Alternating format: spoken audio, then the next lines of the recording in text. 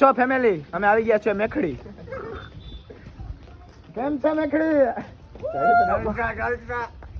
તો આ બધા મેખડી ના હે, અમારો ભાઈ હે, આ ભાર્ગવ હે.